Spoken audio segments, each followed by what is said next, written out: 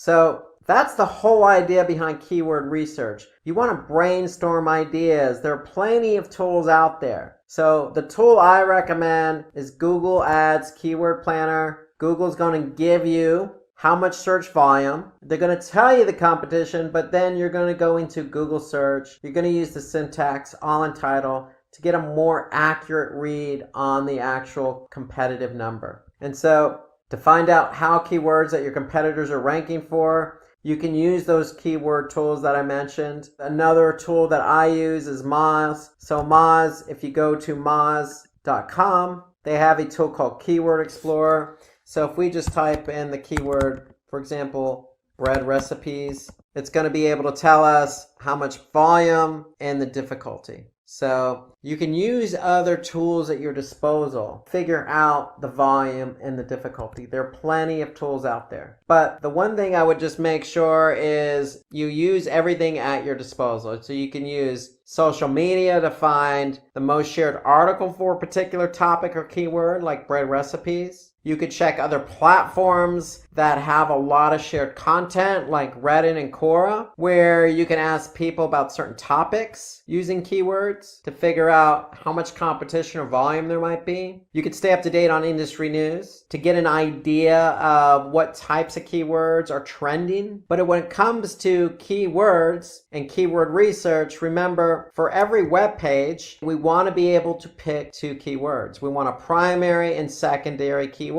So when we do keyword research and we enter all our keywords into our spreadsheet, we want to be able to have a number of different keywords. In this case, we're focusing on the theme bread recipes. We want to have different keywords because we want to be able to choose a primary keyword and a secondary keyword, because we want to be able to focus on multiple keywords for each page, because we don't want to put necessarily all our eggs in one basket, meaning we won't want to put all our emphasis just on one keyword to rank for. We want multiple keywords to try and rank for. So the primary keyword can define the nature of our business. The secondary keyword could be just highly relevant to our keyword. At the end of the day, we want to choose multiple keywords to try and rank on Google for that page. So for example, we have a blog and we're using ice cream recipes and we're blogging about ice cream recipes. We can have a primary keyword that is about ice cream recipes or homemade ice cream recipes. We're going to always want to find out what the volume and the competition is. Our secondary keyword could be built around other similar keywords like low-fat ice cream recipes or fat-free ice cream recipes or low-fat homemade ice cream recipes. Those are complementary keywords, just like our bread recipes and banana bread recipe. So one thing we want to do when we do keyword research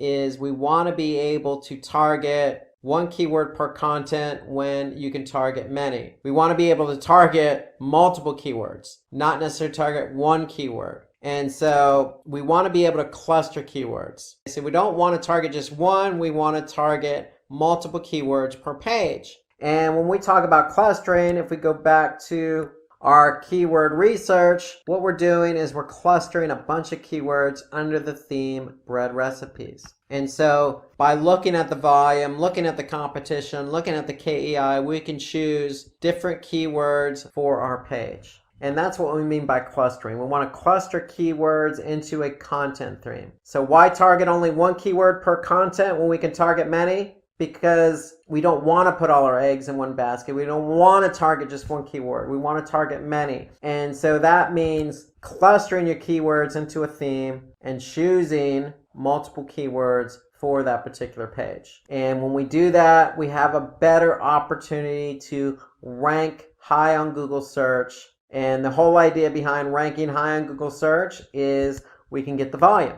So if we know we're ranked number 1 on Google search for bread recipes or banana bread recipe, we know we stand a chance of getting a majority of the volume associated with that keyword. And if we can get the volume and get the traffic, then we can get the conversions. So let's move on to high quality content and talk about the impact content has on your ability to get your website ranked number 1 on Google. So let's just say you have content on your website and the content is ranking on, page 4 of Google. And it's that blog with ice cream recipes. And if it's just content for the sake of content, it's not really informative, then it's not necessarily going to get good engagement. In the eyes of Google, they want to rank content that's very informative. It's very fresh. It's exciting to read. It's interesting. It's going to have good engagement. So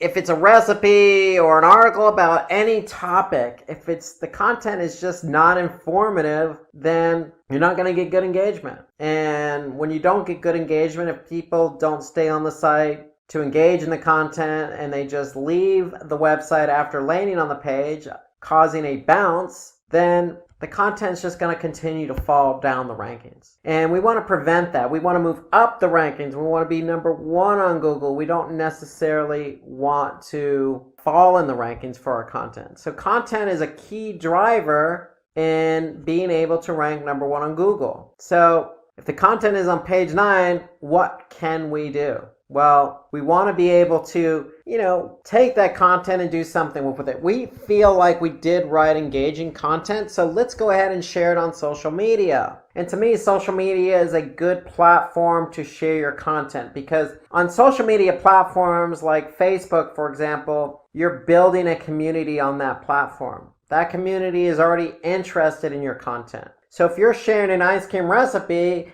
especially in the summertime, and you're engaging with your community on that platform, then the likelihood of that community on that platform is going to increase engagement. Increased engagement will send social signals to the search engine that says, hey, this content is good quality. Likewise for any other platform. Most social media platforms have engagement metrics, and those engagement metrics pass signals. Is it good? Is it not good? Do we like this content? Are we giving it a thumbs up? Are we going to want to follow it? Are we going to want to share it? And so if you share content that you feel is engaging on social platforms, then it's going to be engaging, and it's likely going to cause an increase in engagement. For example, a decrease in bounces. And once you share that quality content, then the likelihood of it moving up the rankings, even as far as number 1 on Google, is going to be greater. So you always want to start out writing good quality content. So let's talk about good quality content, because Google does take content seriously. They do take into account what other people think of that content. So high quality content is an important factor. So how to create good content? That's always the question. So let's talk about some best practices here. Remember, in the last segment, we talked about keyword research. So we want to perform good keyword research. Why? Because we want to choose keywords. Remember, we're choosing multiple keywords per page. One keyword could be related to our brand. One keyword could be related to the content, but another keyword could be related to a user's intent, like recipes. If you recall the example we used with bread recipes, maybe somebody's looking to type in a keyword that says, how do I make, a bread? Or how do I make a specific type of bread? Or how do I make banana bread?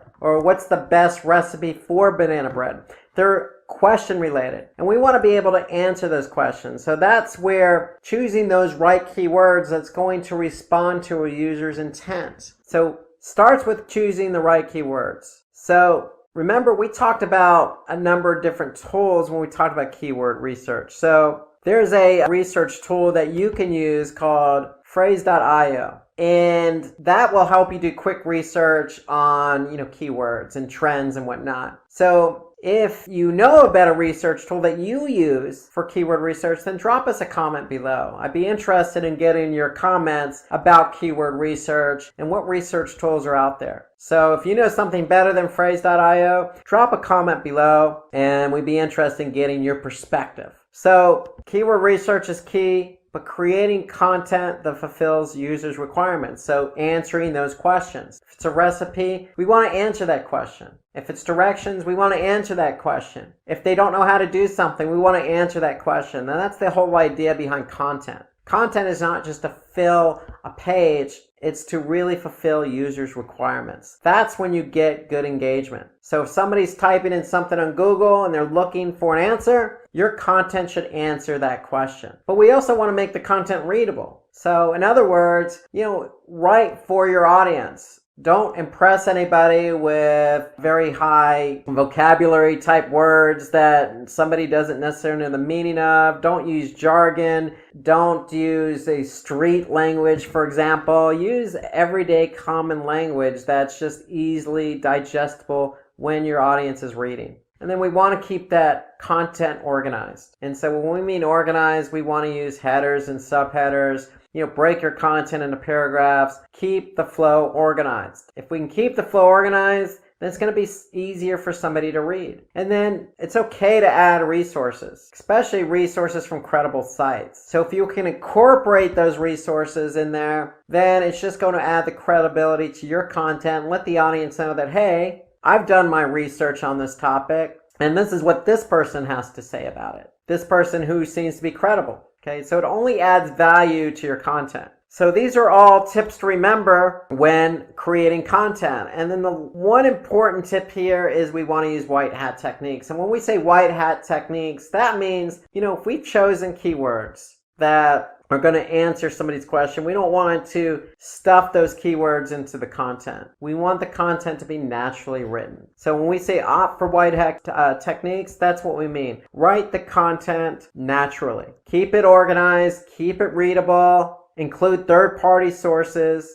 and make sure it answers a question. So there are different types of content. So there's content where you just write words. It's all text-based. You could also use an infographic. An infographic is simply just a graphic that visualizes exactly what you're trying to explain. For example, if we want to write an article about how to write good, engaging content, we don't necessarily have to write all that out as a text. We can create an infographic. So for example, here's an infographic on 20 effective ways to basically not bore your readers, but write engaging content. So you could see this is an infographic. It's all graphically laid out. So infographics tend to be easier to understand because they're visual. They're easy for the end user to comprehend because there's generally no jargon. It's usually images that are portraying the point of what you're trying to get across. And so it tends to break it up, the monotony of just text. It's more visually appealing, and it's laid out and organized. So you can see this infographic has 20 different steps or rules, and they lay those out all here in this infographic. And the great thing I like about infographics is you could share them on social media. You can re-engage them as a post. You could save them on really any social platform. So infographics tend to tell a better story versus, say, just writing text. You can use video and images, so you don't necessarily have to lay it all out in an infographic. You can certainly insert a video or an image into your content, especially if it's a blog post. If it's a blog post, then sometimes video and images on its own tell the story. You don't necessarily need text to go ahead and tell your story. A video or an image, as they say, tells 1,000 words. And so images and videos are great to use in a blog post. So using different forms of content, you always want to review your content. When a user dwells on your webpage for a longer time, Google will tend to think, okay, this person's engaged, so we're going to rank that favorably. So if you're using infographics, videos, and images, then the chances of somebody being more engaged are going to increase versus just text that's not well organized and written out in a way that somebody doesn't necessarily understand. So be creative in the types of content you use.